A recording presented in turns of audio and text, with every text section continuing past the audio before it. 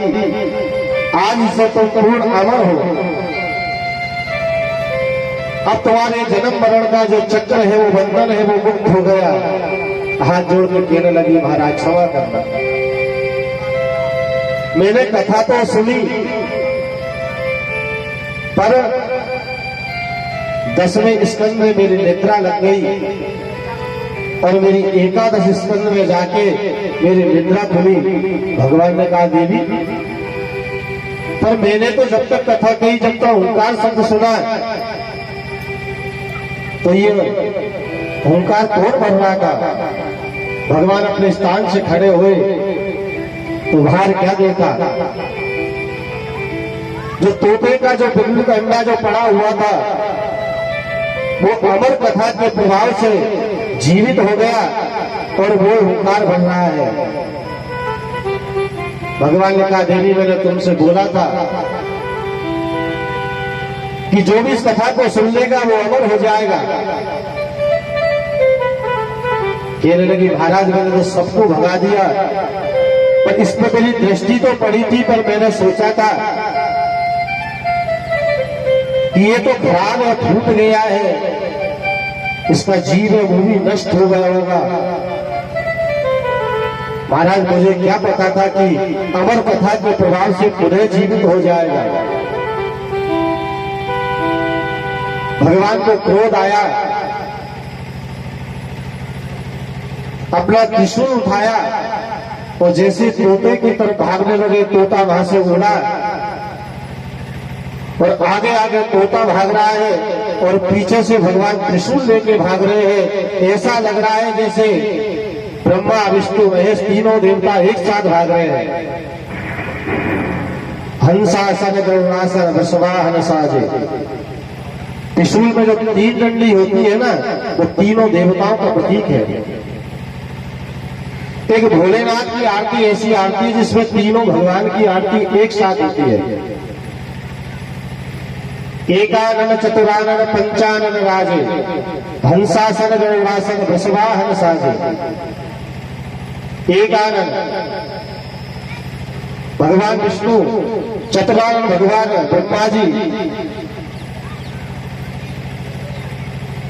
एकानन चतुरानन पंचानन और पंचमुखी बाबा भोलेनाथ। कोई सी भी लाइन उठा लो, भगवान शिव जी की आरती की, तीनों देवता एक साथ में विराजमान है। उसी समय वो तोता उड़ता हुआ गया और वेद व्यास जी के आश्रम में घुस गया। और जैसे ही तोता अंधेर पर प्रवेश किया, उसी समय वेद व्यास जी की जो पत्नी है पिंगला, उसको उबासी आई और उबासी आने के कारण जैसे ही मुख खोला और तोते ने इधर उधर देखा, छुपने का कहीं स्थान नहीं मिला और जैसे ही मुख खुला हुआ देखा, सोचने लगा इससे सुंदर स्थान कोई नहीं है छुपने के लिए। और देखते ही देखते वो तोता मुख से घर में प्रवेश हो गया। बोलो सुखदेव भगवान की जय। त्रिशूल लेके भगवान द्वार पे खड़े हुए हैं, वेद व्यास जी को आवाज दे रहे हैं। ये घर की मर्यादा है, आश्रम की मर्यादा है। हम किसी के घर जाए तो बाहर जाके आवाज देनी पड़ती है, भैया कोई अंदर है या नहीं है। वेद व्यास जी ने जैसे भगवान की आवाज सुनी, दौड़ते हुए आश्रम में आए, कहने लगे, प्रभु आपने कैसे कष्ट किया? भगवान कहने लगे, महाराज, आपके आश्रम पर मेरा दुश्मन आ गए, उसने अंदर प्रवेश कर लिया है, उसे बाहर निकालो। वेद व्यास जी कहने लगे, महाराज, आपका कौन दुश्मन है ऐसा? सारा वृतांत सुनाया। जैसे पूरा वृतांत सुना, प्रसन्न हो गए, मंद मंद मुस्कुराते कहने लगे, प्रभु आप भी कैसे बालकों जैसी बात करते हो? भगवान जिसने अमर कथा सुन ली, जो अमर हो गया, उसे आप कैसे मान सकते हो? भगवान को समझाने के बाद में वेद व्यास जी अंदर गए, भगवान अपने धाम को चले गए। धीरे धीरे समय व्यतीत होने लगा। 12 वर्ष बीत गए, पर वो तोता बाहर नहीं निकले। एक दिन वेद व्यास जी ने कहा है, बेटा आप जो भी हो, आपको बहुत समय हो गया है घर में रहते रहते। आपके रहने से आपकी माता कष्ट में है, आप बाहर आओ। अंदर से सुखदेव मुनि ने कहा, पिताजी अगर मैं बाहर आया तो ये संसार की माया मुझे घेर लेगी, और मैं संसार की माया में ऐसा जकड़ जाऊंगा, मैं भगवान का भजन नहीं कर पाऊंगा। और पिताजी ये एकांत है, यह कोई रोकने वाला नहीं, कोई टोकने वाला नहीं, सबसे अच्छा भजन हो रहा है, इसलिए मुझे क्षमा करना, मैं बाहर नहीं आ सकता। वेद व्यास जी कहने लगे, बेटा वो तो तुम्हारा कहना ठीक है,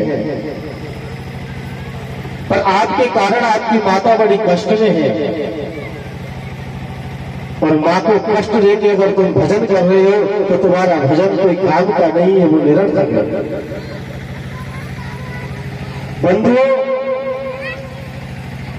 आज ऐसी परिपाटी बन गई, लोग अपने माता पिता का तिरस्कार करते हैं, उन्हें धुतकारते हैं, उन्हें फटकारते हैं, और गोवर्धन जी में जाके, श्याम बाबा के यहाँ जाके, तिरुपति बालाजी में जाके 56 प्रकार के भोजनों का, व्यंजनों का निरर्थक है। अगर माता पिता अगर कष्ट में है और तुम भगवान का भजन कर रहे हो तो तुम्हारा भजन निरर्थक है, वो भगवान उसे ग्रहण नहीं करेगा। सबसे बड़ी सेवा है, परमात्मा ने कहा है, मैं भी इस धराधाम पे आया तो मैंने भी मेरी माँ की सेवा की, मैंने भी मेरे पिता की सेवा की, और इससे बड़ी सेवा कोई है नहीं। जिसने माता पिता की अगर सेवा कर ली, उनका मान सम्मान कर लिया, उनका जीवन कभी तिरस्कार नहीं किया, समझ लो आपको परमात्मा की प्राप्ति हो गई। वो परमात्मा आपके घर को ढूंढता हुआ आ जाएगा। और जिन लोगों ने अपने माता पिता का तिरस्कार किया, भगवान को पंचामृत से स्नान करा रहे हैं, काजू बादाम का भोग लग रहे हैं, और उनके माता पिता अनाथ आश्रम में पड़े हुए हैं, जो 2 टाइम का भोजन ढंग से नहीं कर सकते, तुम्हारा धिक्कार है उस भजन पूजन पे।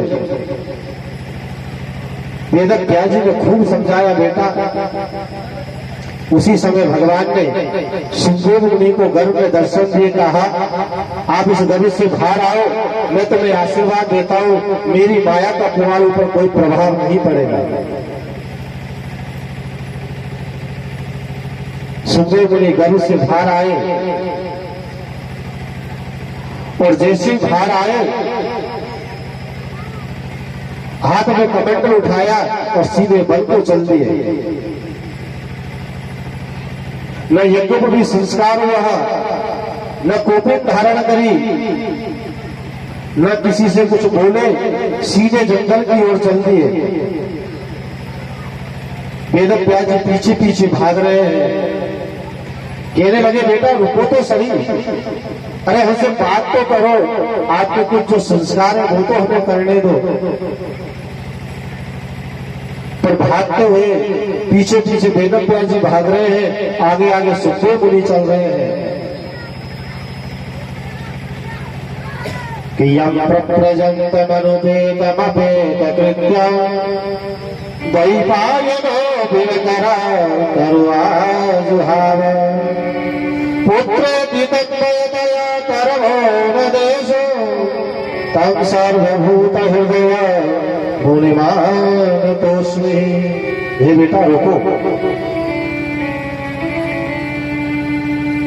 उसी समय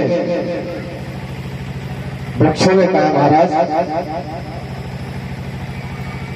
आप किसके पीछे भाग रहे हो? इन्हें संसार की मोह माया से कोई मतलब नहीं है। ये परम बैरागी है। इनको स्त्री और पुरुष में भेद ही ज्ञात नहीं है, कौन स्त्री है कौन पुरुष है। और व्यास जी परोपकार की भावना मन में रखो। आप हमें देखिए, हम छोटे से बड़े होते हैं, गर्मी सहन करते हैं, बरसात सहन करते हैं, सर्दी को सहन करते हैं, फिर हमारे धीरे धीरे फूल निकालते हैं, उनका फल बनाते हैं, फल को पकाते हैं और उसका स्वाद हम ले नहीं पाते।